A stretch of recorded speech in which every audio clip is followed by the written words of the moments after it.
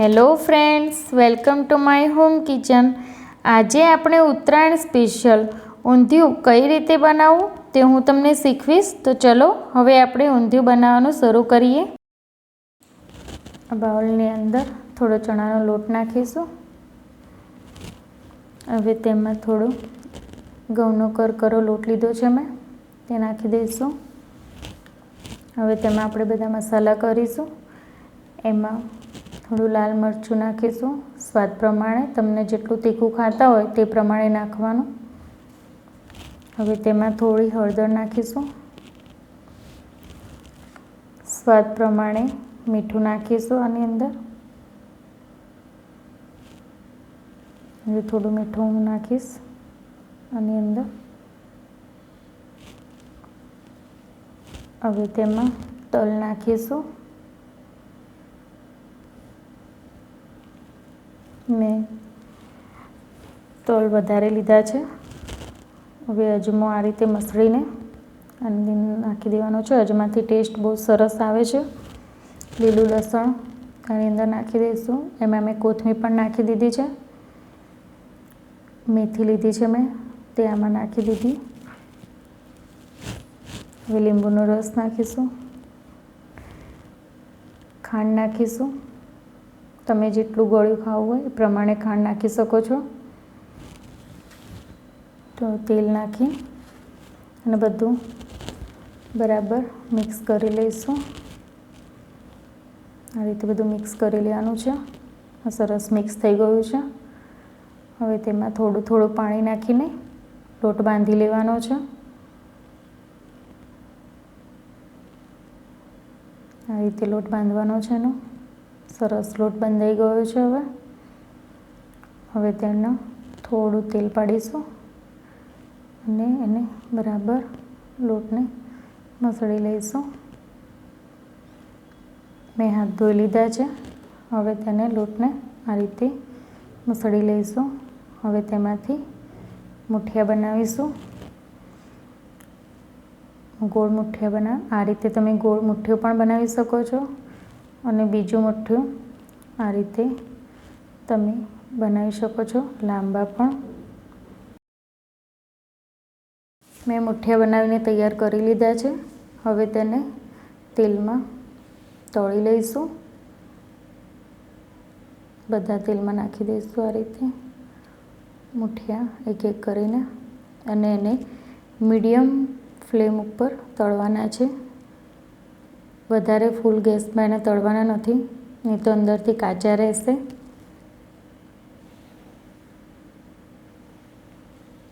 હવે જારાથી એને આ રીતે ઉપર નીચે કરીને સરસ તળી લઈશું.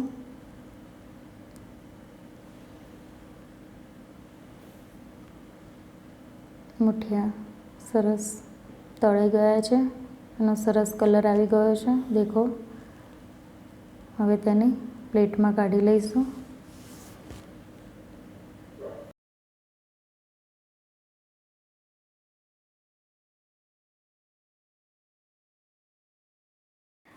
મેં આમાં આદું, મરચાં અને લીલી હળદર લીધી છે.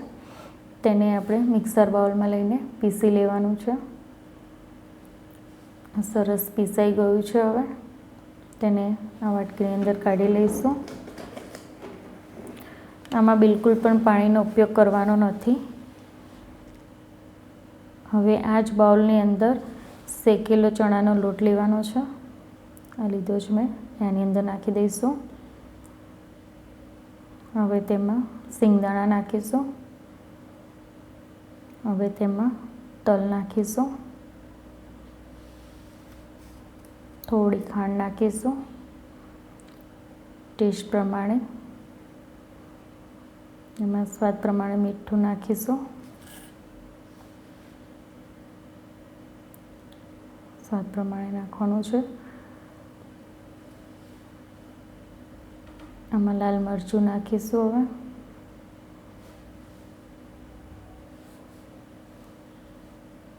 હવે થોડું ધાણા જીરું નાખીશું.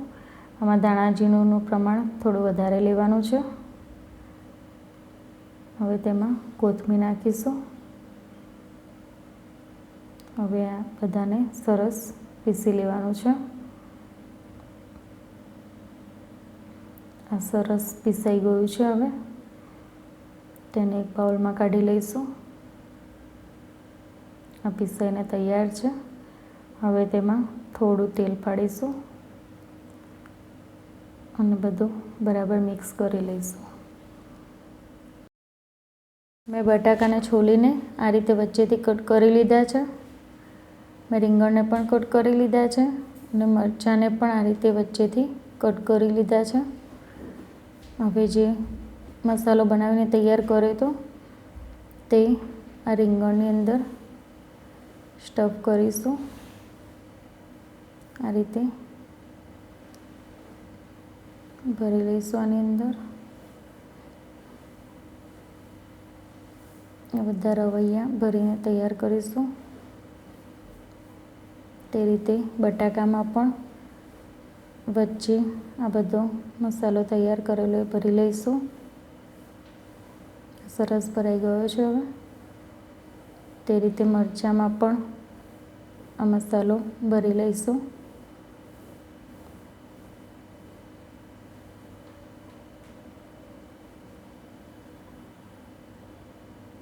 મેં બધો ભરીને મસાલો તૈયાર કરી લીધો છે. મસાલો વધ્યો છે. હવે મેં તેલ ગરમ મૂક્યું છે. તેની અંદર રતાળુને શક્કરિયાને તળી લઈશું. આ રીતે એક એક નાખીશું અને તેને ધીમા ગેસ પર તળીશું.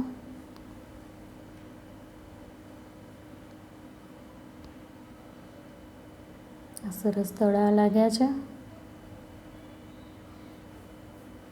હવે તેને એક શક્કરિયું લઈને ચેક કરીશું. હાથથી એને દબાવીને જોઈશું. આ સરસ તળાઈ ગયું છે, ચડી ગયું છે. હવે આપણે આને બહાર કાઢી લઈશું અને એક પ્લેટમાં લઈ લઈશું.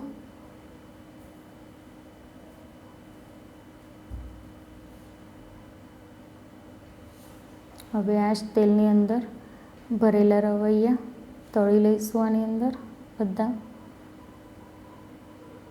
રવૈયા સરસ તળાઈ ગયા છે અને હવે ભરેલા બટાકાને પણ આ રીતે એ જ તેલમાં તળી લઈશું. સરસ તળાઈ ગયા છે બટાકા. હવે મરચાંને પણ આ રીતે તળી લઈશું. મરચાંને તળાતા સમય લાગતો નથી.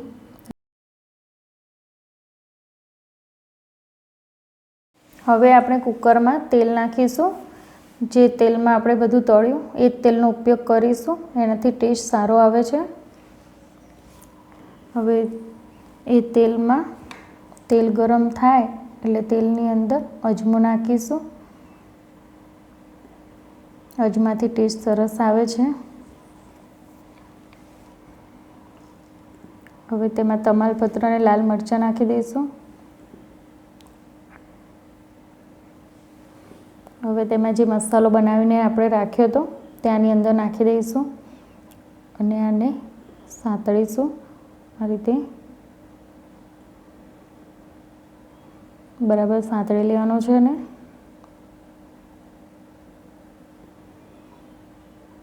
આ મસાલો સરસ સંતળાઈ ગયો છે.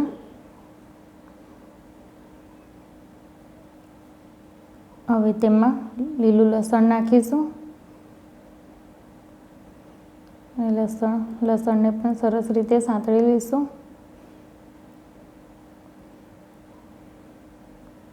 જો તમે લસણ ના ખાતા હોય તો તમે આમાં ના પણ નાખી શકો. હવે તેમાં વટાણા અને મેં લીલી તુવેરના દાણા લીધા છે તેની અંદર નાખી દઈશું. બધું મિક્સ કરી લઈશું.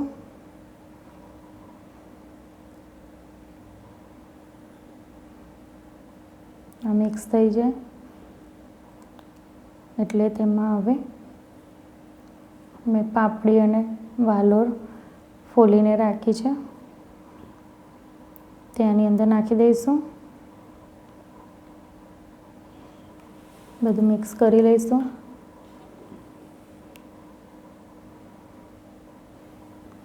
હવે તેમાં હળદર, લાલ મરચું, થોડું ધાણા જીરું નાખશું.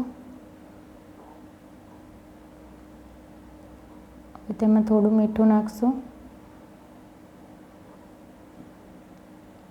અને બધું બરાબર મિક્સ કરી લઈશું.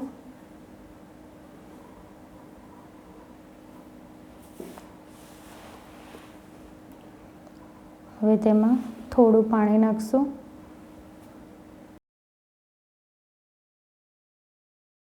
આમાં મેં પાણી નાખી દીધું છે. હવે કુકરનું ઢાંકણ બંધ કરીને 2 વિસલ વગાડી લઈશું. વિસલ વાગી ગઈ છે. હવે ખોલીને ચેક કરીશું.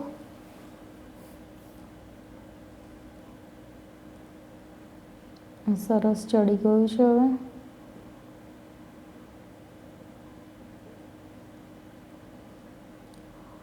હવે આ રીતે મિક્સ કરીશું અને એક દાણો લઈને ચેક કરીશું. થઈ ગયું છે. હવે તેમાં આપણે જે તળીને બટાકા, રવૈયા અને મરચાં જે તળ્યા હતા એમાંથી બટાકા અને રવૈયાની અંદર નાખી દઈશું.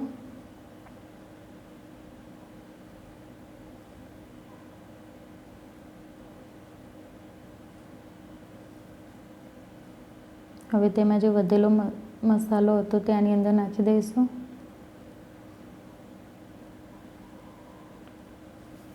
હવે બધું મિક્સ કરી લઈશું. એમાં થોડું પાણી નાખશું અને કુકરનું ઢાંકણ બંધ કરીને આને પણ એક વિસલ વગાડવાની છે. આ રીતે મિક્સ કરીને હવે એક વિસલ વાગી ગઈ છે. બટાકા અને રવૈયા સરસ કૂક થઈ ગયા છે. હવે તેમાં મરચાં નાખી દઈશું બધા. હવે તેમાં શક્કરિયાને રતાળું જે તળીને રાખ્યું હતું તે આની અંદર નાખી દેવાના છે. હવે તેમાં મુઠિયા લઈશું. આ રીતે એને ભાગી દઈશું. બીજા આખા નાખી દઈશું. આમાં તેમાં કોથમીર નાખીશું. થોડી ખાંડ નાખીશું. હવે બધું મિક્સ કરી લઈશું. એમાં કાશ્મીરી લાલ મરચું નાખીશું છેલ્લે. હવે થોડોક ગરમ મસાલો નાખી દઈશું અને બરાબર મિક્સ કરી લઈશું. હવે તેમાં થોડું પાણી નાખીશું અને મિક્સ કરીશું. આ રીતે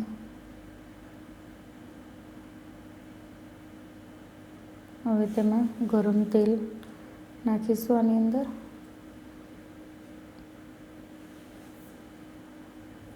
અને એને થોડી વાર ગેસ પર થવા દઈશું. આ રીતે તમે જોઈ શકો છો એનો કલર. તેલ પણ સરસ દેખાય છે. હવે કોથમીર નાખીશું અને હવે એને સર્વિંગ બાઉલમાં લઈ લઈશું. તો તૈયાર છે ઊંધિયું. તો તમે પણ ટ્રાય કરો.